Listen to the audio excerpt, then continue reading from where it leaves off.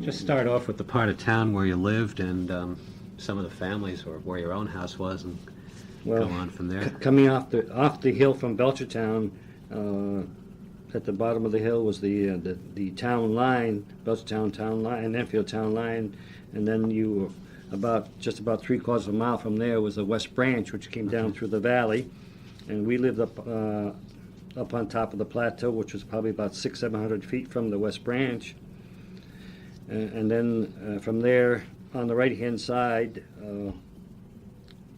Next to us was the Woodlawn Cemetery, and then from there, the next house was my grandmother's house, Mr. and Mrs. Mayovitz, and then the farm next to them was the Ferens farm. They had 100 acres there, and they raised cattle and dairy farm.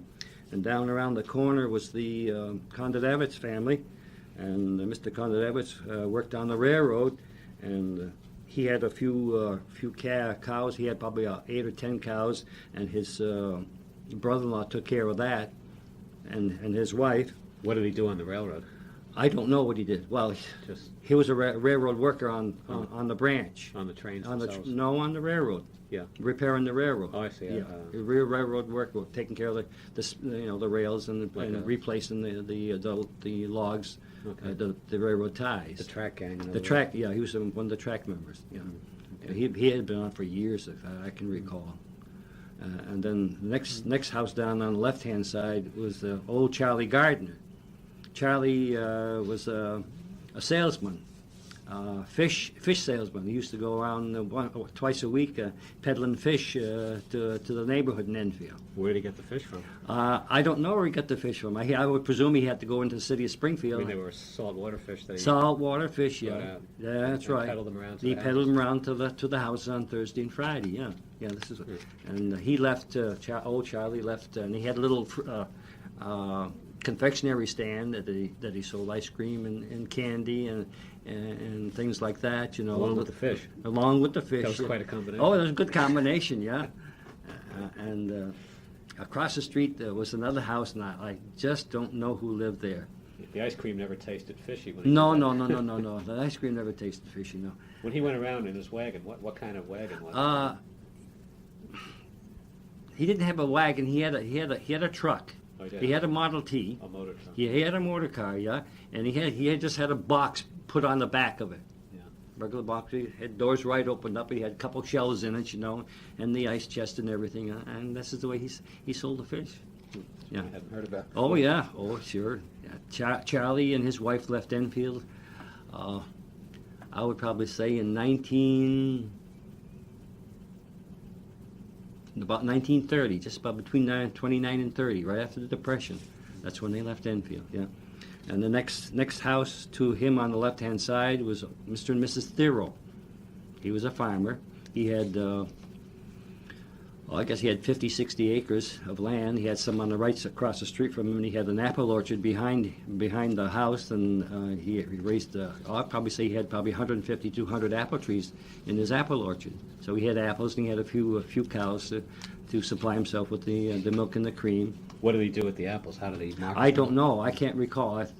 I don't recall how he marketed them. I'm sure that he had to take them either into Ware or Springfield to sell them.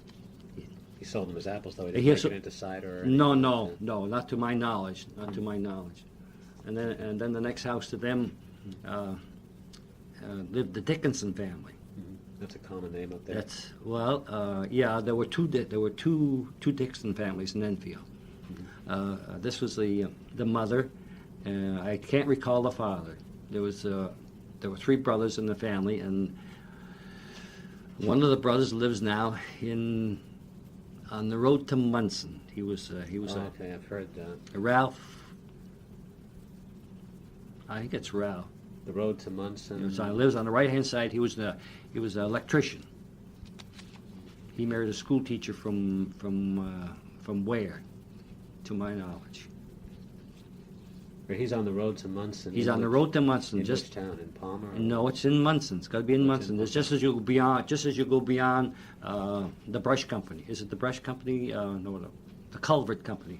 You know where Palmer Studebaker used to be? The Palmer Garage on the left-hand side. Well, that's It's on the road. It's right around as you make the bend. As you make the bend where the road comes. That's the Route 32. That's Route 32, where it Yeah. goes over to 20. Yeah. On the crossover. As you go beyond the turn, you go around the corner, and it's, I don't know, it's probably third or fourth house somewhere in that area. But that's where he lives, Dickinson. Yeah. And his brother got the middle brother got killed sliding down the hill during the winter with Harriet Payne on the flexible flyer. They were coming down to the heart of town, this is the heart of town, and the Ewings lived here, and we had a sidewalk came right down the side, and down here was the road, and right there was a telephone pole, and they didn't make the turn, and they went right dead into the telephone pole, and it killed him, and of course Harriet slid off, and it killed his middle brother. Got right in the head. Fractured skull, I guess. That was all I know that he just got killed, and then beyond their house, there was another house on the left hand side. It doesn't show it here at all. There's no way I can show you on the map, but it was a big mansion. I would probably say there had to be at least 14, 16 rooms in the house. Right Just to keep the road straight for the record, we're talking about Okay. Main Street? We're talking Main Street. Yeah, We're okay. talking Main Street in Yeah. Enfield. No, what happened, they deviated all on the side. Okay. Okay, and it was on the left-hand side, and then there was a little brook that came down. I can't even remember the brook that we called it. And then the first house on the right-hand side, as you cross the brook, was Mr. Moore, the undertaker. Uh-huh. Yeah, that ever come apart? He moved to Amherst. Yeah, I think, He moved to Amherst. I think I've heard that. They had name. one daughter. Uh-huh. They had one daughter. And across the street from him lived Winky Weston. And then the next house on the left-hand side was Mr. Farley. He was one of the engineers that came into town. And then the next house to that was the Parson family. Now, I don't know where Rod, they had one boy, and that was another fairly large house, and they raised a lot of poultry. They raised a lot of chickens and eggs and sold them.